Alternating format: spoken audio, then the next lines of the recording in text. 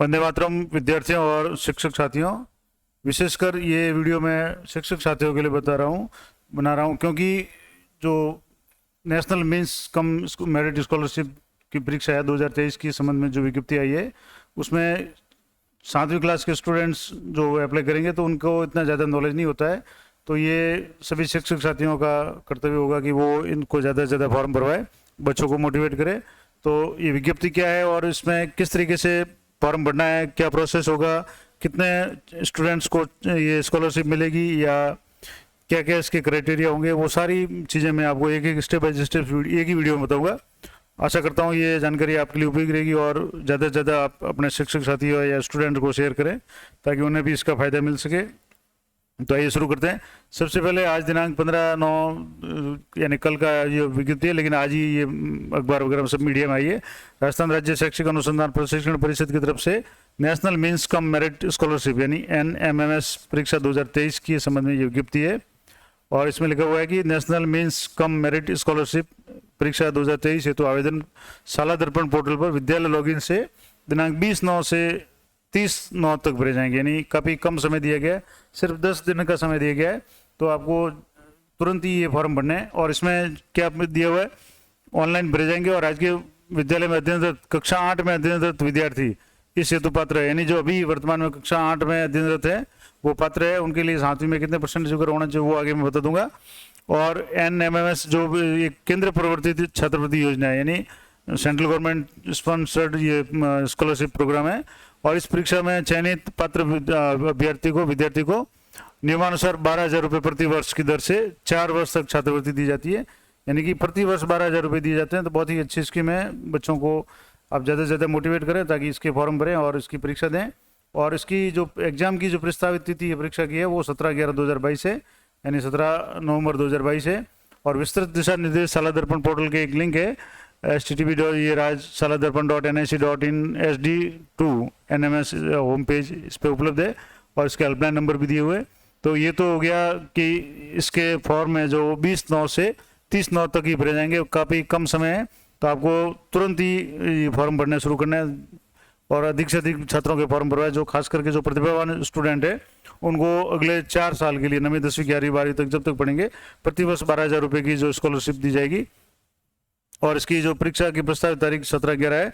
अब इसके लिए जैसे कि इसमें बताया हुआ कि शाला दर्पण के जो पेज पे जाना, तो यहाँ जैसे मैं आपको बता दूं कि शाला दर्पण का जैसे ये होम पेज है, अब यहाँ इस पे जाना है आपको और यहाँ जाने के बाद में यहाँ जो नीचे ऑप्शन दिए हुए हैं इनमें आप देखेंगे बालिका प्रोत्साहन न्यू पोस्टिंग पोर्टल और इसमें NMMS दिया हुआ है। इस पर आपको क्लिक करना है। जैसे ही आप क्लिक करेंगे तो इसके संबंध में ये कुछ निर्देश दिए हुए हैं। स्कॉलरशिप ये क्या है और योजना मई 2008 में ये शुरू की गई थी और 12,000 रुपये पर एनम और यानी 1,000 रुपये पर मंथ स्टूडेंट को दिए जाते हैं। और इसके लिए क्या जो क्राइटेरिया वगैरह हुआ ये सारे इसमें शॉर्ट में दिए हुए। तो मैं इसमें कुछ डिटेल्स जो मैं आपको बता देता हूँ। तो मैंने जैसे इसी में से ये कुछ स्कॉलरशिप का जो ये दिया हुआ है और यहाँ सर्कुलर जो है इसमें एक ऑप्शन है सर्कुलर, यहाँ जो सर्कुलर दिए हुए उन्हीं को मैंने डाउनलोड करके मैं आपको बता रहा हूँ। जैसे इसका एक तो पोस्टर है, ये national means cum merit scholarship है। ये राजस्थान में कुल 5,471 विद्यार्थियों को ये योजना के अंतर्गत 12,000 रुपये प्रति वर्ष की दर से 4 वर्ष के लिए छात्रवृत्ति दी जाती है। यानी कुल कितनी छात्रवृत्तियाँ मिलेगी तो 5,471 स्टूडेंट्स को ये छात्रवृत्ति मिलेगी और ये केंद्र प्रवर्तित छात्रवृत्ति योजना है।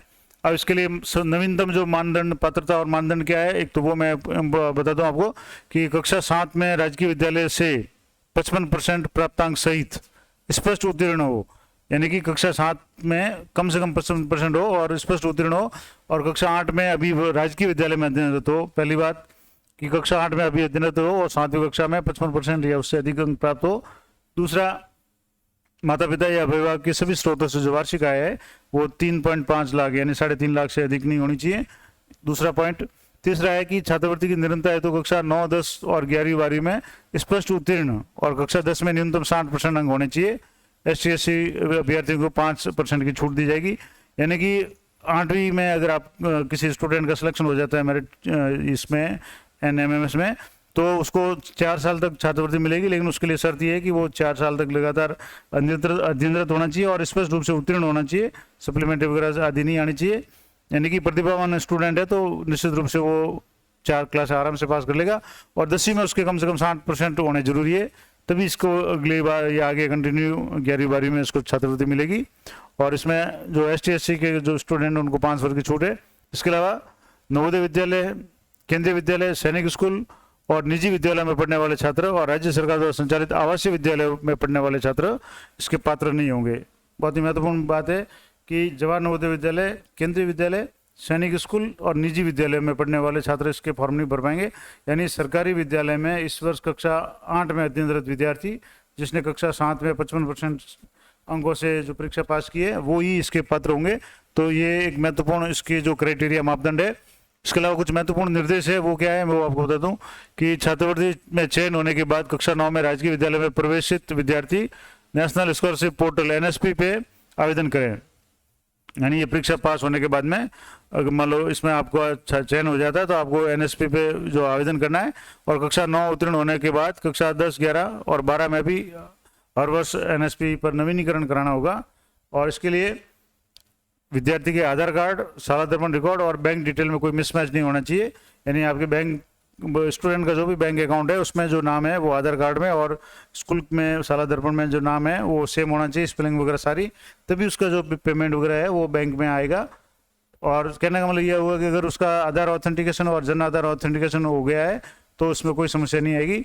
और एक बार अनुत्तीर्ण होने पर, यानी एक बार अगर स्टूडेंट किसी भी क्लास में फेल हो जाता है 9वीं 10वीं 11वीं 12वीं या रजिस्ट्रेशन या नवीनीकरण या वेरिफिकेशन नहीं करवाता है तो वो उत्तरोत्तर साल में अपात्र माना जाएगा। यानी अगर मान लो 10वीं 9th तक आई और 10वीं में अगर वो रजिस्ट्रेशन नहीं करवाता नवीनीकरण या 9th में या 10वीं में उत्तीर्ण हो जाता है तो अगली कक्षा के लिए उसको पात्रता इसकी रद्द हो जाएगी, वो नहीं उसको पात्र नहीं रहेगा।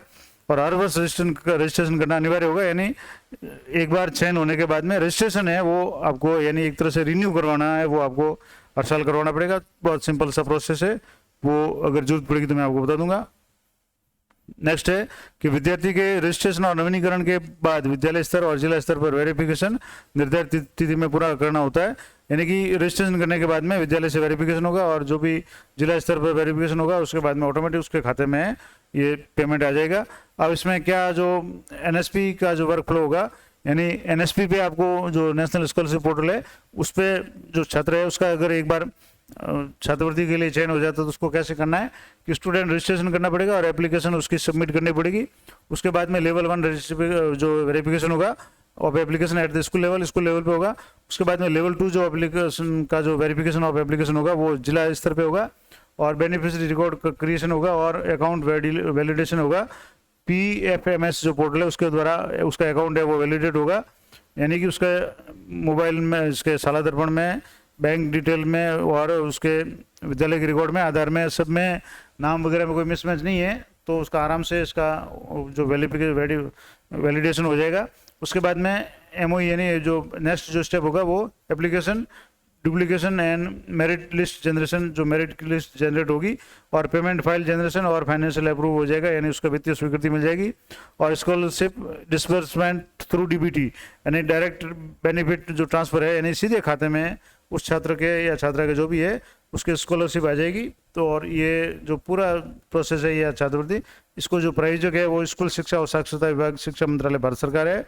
और इसका आयोजक है यानी परीक्षा है वो राजस्थान राज्य शैक्षिक अनुसंधान और प्रशिक्षण परिषद उदयपुर के द्वारा की जाएगी और इसमें वित्तीय सहयोग निदेशालय माध्यमिक शिक्षा राजस्थान बीकानेर का रहेगा। तो एक तो ये महत्वपूर्ण जानकारी थी। कुछ और महत्वपूर्ण जानकारी मैं आपको बता दूं कि इसके लिए एक तो जिला वाइज कोटा निर्धारित किया गया है, कौन से जिले में कितने स्टूडेंट को ये छात्रवृत्ति मिलेगी। जैसा कि मैंने पहले बताया था कि पूरे राजस्थान में 5471 जो स्टूडेंट्स है 8वीं में जो अध्ययनरत है उनको ये छात्रवृत्ति मिलेगी। तो अब जैसे अजमेर में 184 स्टूडेंट को, अलवर में 345 को, बांसवाड़ा में 131, इसी तरह से जैसे बाड़मेर में 145 है, भरतपुर में 239, भीलवाड़ा में 170 है, बीकानेर में 141, बूंदी में 97, चित्तौड़गढ़ में 101, चूरू में 195, दौसा में 100, इसके अलावा धौलपुर में 166, डूंगरपुर में 109, गंगानगर में 167, हनुमानगढ़ में 179, जयपुर में 473 यानी सबसे ज़्यादा मेरे ख्याल से जयपुर में ही होंगे। इसके अलावा जैसलमेर में 31, जालौर में 120 स्टूडेंट, झालावाड़ में 98, झुंझुनू में 259, जोधपुर में 202, करौली में 123, कोटा में 160, नागौर में 278, पाली में 180, प्रतापगढ़ में 65, राजसमंद में 94 और सवाई माधोपुर में 110, सीकर में 316, सिरोही में 80, टोंक में 108 और उदयपुर में 194, कुल मिलाकर के 5471 जो स्टूडेंट है इनको ये छात्रवृत्ति मिलेगी। तो ये महत्वपूर्ण जानकारी मैंने बता दी आपको। अब इसके लिए जो परीक्षा होगी उस कैसे होगी और इसके बाद की जो प्रोसेस होगी, अब जैसे इसमें इसके जो मोटिव है वो क्या है, तो इसमें जैसे मैंने पहले ही बता दिया, इसके उद्देश्य एक आर्थिक रूप से जो कमजोर स्टूडेंट है और प्रतिभाशाली है उनको प्रोत्साहन देना, पुरस्कार देना, कक्षा 8 के पश्चात विद्यालय परित्याग नहीं छोड़े, ड्रॉप आउट की दर को कम करना और 9 से 8 तक उसका ठहराव निश्चित रहे, क्योंकि हर साल 12,000 रुपये मिलेंगे तो उसके माता पिता भी उसको आराम से पढ़ाएंगे। और राजकीय विद्यालयों में गुणवत्ता को बढ़ाना। इसके अलावा छात्रवृत्ति है वो कुल राजस्थान के 5,471 स्टूडेंट्स को मिलेगी और 12,000 रुपये प्रति वर्ष की दर से 4 वर्ष तक मिलेगी। और इसमें ST/SC के लिए आवेदकों के लिए क्रमशः 16 और 12% सीटें आरक्षित है। दिव्यांग श्रेणी के जो भी आवेदक है उनके लिए 3% आरक्षण दिया है, तो यानी कि जो दिव्यांग स्टूडेंट है उनको और भी ज़्यादा फायदा है, उनकी मेरिट कम जाएगी। और इसकी पात्रता 8वीं में अध्ययनरत होना चाहिए। अभिभावक की जो आय है वो 3,50,000 से अधिक नहीं होनी चाहिए। 7वीं क्लास में 55% से अधिक अंक प्राप्त होने चाहिए, स्पष्ट रूप से उत्तीर्ण हो। और छात्रवृत्ति के लिए निरंतरता, ये मैंने पूरा पहले बता दिया। नवोदय विद्यालय, केंद्रीय विद्यालय, सैनिक स्कूल या निजी स्कूल का स्टूडेंट फॉर्म नहीं भर सकता और ये नवंबर माह में परीक्षा होने की संभावना है। अब इसके लिए कुछ और जो महत्वपूर्ण जानकारी है कि इसके लिए जो पेपर क्या होगा, तो इसका आयोजन है वो एक चयन परीक्षा होगी और इसके लिए 2 पेपर होंगे। पहला मानसिक क्षमता परीक्षण यानी मेंटल जो एबिलिटी टेस्ट होगा।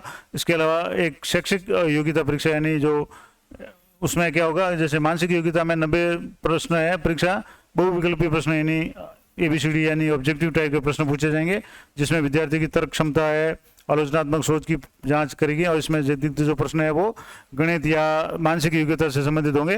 दूसरा जो शैक्षिक योग्यता है उसमें विज्ञान, सामाजिक अध्ययन और गणित जैसे विषयों के 90 प्रश्न होंगे। इस प्रकार, और इसका स्तर है वो कक्षा 7 और 8 का होगा।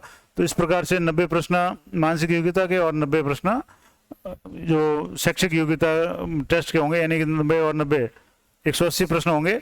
और इसका परिणाम है वो शीघ्र घोषित किया जाएगा और शायद ये ऑब्जेक्टिव होगा तो वो एमआर शीट से होगा। इसके अलावा छात्रवृत्ति की जो पात्रता है इसकी मेरिट में होना आवश्यक है, यानी इसकी मेरिट निकलेगी और जो भी मेरिट में आएगा वो उसको इस पोर्टल पे जो अप्लाई करना पड़ेगा। उसके बाद में हर साल उसका रिन्यू करना पड़ेगा, मैंने पहले बता दिया। और आवेदक को न्यूनतम 40% उत्तीर्ण करने हैं। उसके बाद में जो भी मेरिट बनेगी, और ST/SC के जो स्टूडेंट उनको न्यूनतम 32% है, ये तो न्यूनतम परसेंटेज है। उसके बाद में जो मेरिट बनेगी वो अलग होगी। और पात्रता की जो महत्वपूर्ण शर्तें हैं वो मैंने पहले ही बता दी। और 9th में जब एक बार चयन हो जाए तो 9th में उसको अध्ययनरत रहते हुए नेशनल स्कॉलरशिप पोर्टल NSP पे आपको आवेदन करना पड़ेगा और हर साल इसका रजिस्ट्रेशन करना पड़ेगा। तो ये पूरी जानकारी मैंने आपको बता दी। आशा करता हूँ ये वीडियो आपके लिए बहुत ही उपयोगी रहेगा।